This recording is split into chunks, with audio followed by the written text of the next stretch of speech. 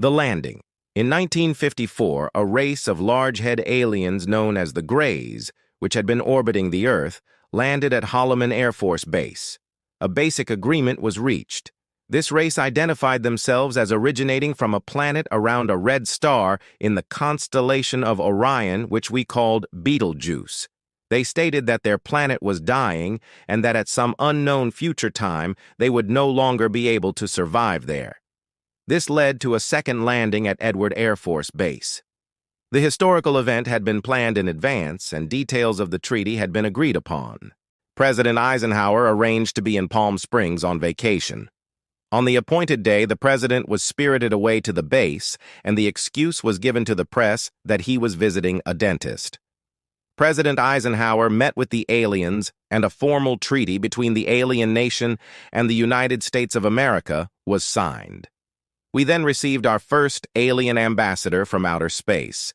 His name and title was His Omnipotent Highness Krill, pronounced Krill.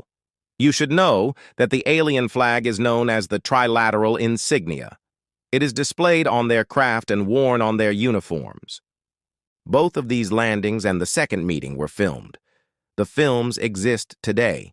The treaty stated, "The aliens would not interfere in our affairs, and we would not interfere in theirs. We would keep their presence on Earth a secret. They would furnish us with advanced technology and would help us in our technological development. They would not make any treaty with any other Earth nation. They could abduct humans on a limited and periodic basis for the purpose of medical examination and monitoring of our development, with the stipulation that the humans would not be harmed, would be returned to their point of abduction, that the humans would have no memory of the event, and that the alien nation would furnish MJ-12 with a list of all human contacts and abductees on a regularly scheduled basis. It was agreed that each nation would receive the ambassador of the other for as long as the treaty remained in force.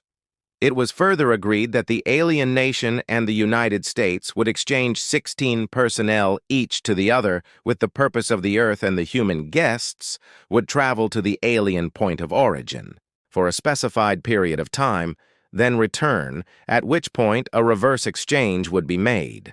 It was also agreed that bases would be constructed underground for the use of the alien nation, and that 2 bases would be constructed for the joint use of the alien nation and the United States government. Exchange of technology would take place in the jointly occupied bases.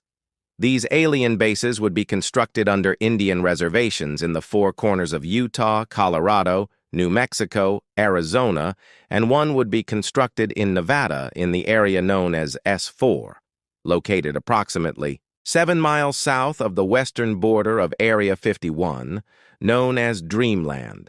All alien areas are under complete control of the Naval Department, and all personnel who work in these complexes receive their checks from the Navy. Construction of the bases began immediately, but progress was slow until large amounts of money were made available. Then experimentation in test-flying alien craft was begun in earnest. A super top-secret facility was built at Groom Lake in Nevada in the midst of the weapons test range. It was codenamed Dreamland.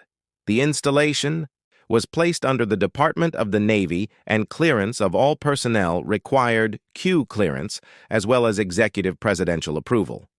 This is ironic due to the fact that the President of the United States does not have clearance to visit the site. The alien base and exchange of technology actually took place in an area known as S4. Area S4 was code-named the Dark Side of the Moon. The Army was asked to form a super-secret organization to furnish security for all alien-tasked projects. This organization became the National Reconnaissance Organization based at Fort Carson, Colorado. The specific teams trained to secure the projects were called Delta. A second project, codenamed Snowbird, was promulgated to explain away any sightings of the red light crafts as being Air Force experiments. The Snowbird crafts were manufactured using conventional technology and were flown for the press on several occasions. Project Snowbird was also used to debunk legitimate public sightings of alien craft, UFOs. Project Snowbird was very successful, and reports from the public declined steadily until recent years. and that's all I got.